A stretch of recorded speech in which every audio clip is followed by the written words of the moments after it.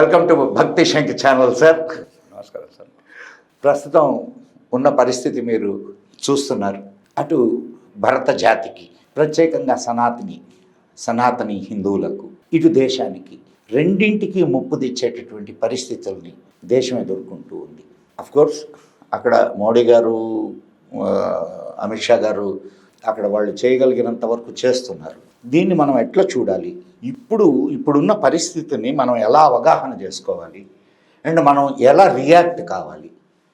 నిన్న జరిగినటువంటి కాక్రోచ్ పార్టీలో 90% మంది స్టూడెంట్స్ కారు. అండ్ ఇంత జరుగుతుంది అని తెలిసి ప్రభుత్వం వాళ్ళకి ఎందుకు అవకాశం ఇచ్చింది? ఇప్పుడు నేను ఇంకొక చిన్న ఇది మాట్లాడతాను సార్. యుఎస్ ఎంబసీకి 17వ తారీఖున యుఎస్ నుంచి ఒక లెటర్ వచ్చింది, మీకు తెలిసే ఉంటుంది. అలర్ట్ మెసేజ్ వచ్చింది అలర్ట్ మెసేజ్. 20వ తారీఖు 21వ తారీఖు మీరు బయటకు పోవద్దు, ఇక్కడ గొడవలు జరుగుతాయి అని. అంటే యుఎస్ వాళ్ళు గుర్తించినటువంటి విషయాన్ని మన ఇంటెలిజెన్సీ గుర్తించలేదా? ఏమిటి అసలు ఇక్కడ? వీళ్ళు కావాలనే వాళ్ళకి కూర్చోవడానికి అవకాశం ఇచ్చారా? కాస్త మీ విశ్లేషణ చెప్పండి నాకు. ఒకటి సార్, ఇలా కొత్తది కాదు, ఇది చివరిది కాదు. వేలాది సంవత్సరాల దేశం ఎదుర్కొంటున్న ఒక సమస్య ఇది. సుమారు 2300 సంవత్సరాల క్రితమే చాణక్యుడు రాశాడు. పెద్ద ఈరోజు వెతుక్కునే అవసరం లేదు. రాజు నిజాయితీపరుడైనప్పుడు, ధైర్యవంతుడైనప్పుడు ఇట్లాంటి మూటలన్నీ ఒకటవుతాయి, దేశ వ్యతిరేక చర్యలకు పాల్గొంటాయి. రెండోది, అమెరికా కన్నా ముందు మాకు తెలుసు, మా ఇంటెలిజెన్స్.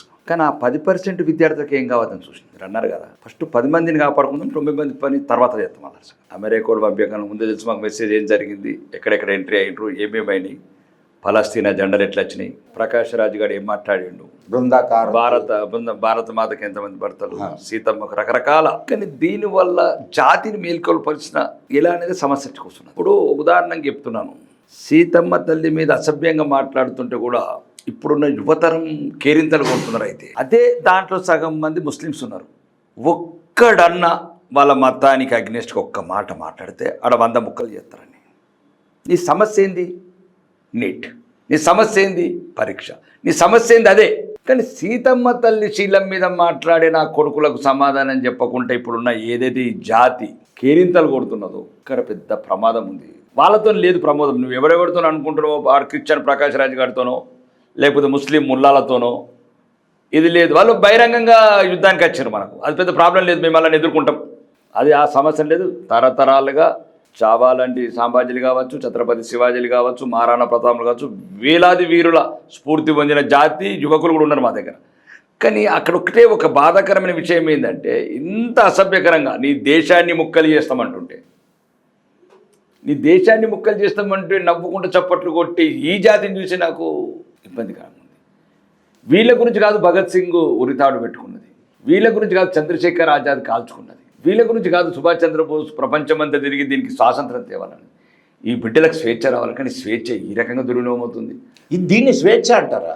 నో, నేను అదే, వీళ్ళు కోరుకున్న స్వేచ్ఛ ఈ రకంగా దుర్వినియోగం అవుతుంది.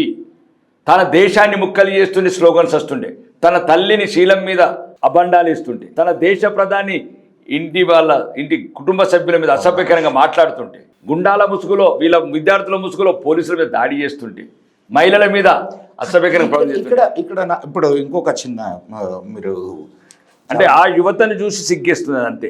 ఈ దేశాన్ని కాపాడుకోవాల్సిన యువత. వాళ్ళని యువత అని ఎందుకంటారు సార్? గూండాలనండి. వాళ్ళు కాక్రోచెస్ అని పేరే పెట్టుకున్నారు. నేనేమంటున్నానంటే, ఇప్పుడు నిజమైన ఒకటండి, అందులో ఉన్నవాళ్ళు ఇప్పుడు మొత్తం మనం ఆ గుండాలని రౌడీలని పక్కన ఏరేస్తున్నాము. అందరి ఏమైతే లిస్ట్ ఉందో అది ఉంది. కానీ మేమేమంటున్నామంటే, సామాన్యులు కూడా ఎంజాయ్ చేస్తుంది. ఇది కొత్త రకం తరం వచ్చింది అంటున్నా. జెన్జీ ఏదైతే ఉందో, జెన్జీకి చెప్తున్నా, ఫస్ట్ దేశం తర్వాత నీ ధర్మం. అక్కడ ఇంకొక చిన్న ఇది సార్, ఇప్పుడు కోరికలు వాళ్ళు 3 కోరికలు కోరారు. మీది ధర్మేంద్ర ప్రధాన్జీగా ఆయన రాజీనామా, అండ్ వాళ్ళ మీద కేసులు ఉండకూడదని, అండ్ 3వది కాంపన్సేషన్. ఈ 3 కదా వాళ్ళు అడిగారు. సరే, కాంపన్సేషను. వీటి వల్ల అసలు సమస్య తీరుద్దా? సార్, మీరు గమనించాల్సింది సమస్య ఇది కాదు సార్, సమస్య ఏదో ఉంది. ప్రస్తుతం మనం స్టూడెంట్స్ సమస్య వరకు మనం పరిమితం అవుతాం. కనబడే సమస్య అదే. కనబడే సమస్య. ఆ కనబడే సమస్య అయితే కూడా తీరదు కదా. ఆ సమస్యకి ఈరోజు ఇక్కడ జరగలేదు సార్. అది ఇప్పుడు ఇంతకుముందున్న ప్రభుత్వాలు 100 సార్లు లీక్ అయింది. ఎందుకు ఈ ప్రొటెస్ట్ జరుగుతున్నప్పుడే పంజాబ్లో లీక్ పంజాబ్లో లీక్ అయింది అండ్ జార్ఖండ్లో లీక్ అయింది. అశోక్ గెహ్లోట్ గారు 18 సార్లు లీక్ అయింది అశోక్ గెహ్లోట్ ఉన్నప్పుడు. ఇది ఇష్యూ అక్కడ కాదు. ఇప్పుడు ఈ దేశం ఎట్లా స్థిరపడింది, ఈ జాతి ఎట్లయితే ఐక్యతగా అవుతున్నది ఈ సుమారు 12 సంవత్సరాల అంటే ముందు నుంచి ఈరోజు ఒక హిందూ జాతిలో ఒక చైతన్యం వచ్చింది.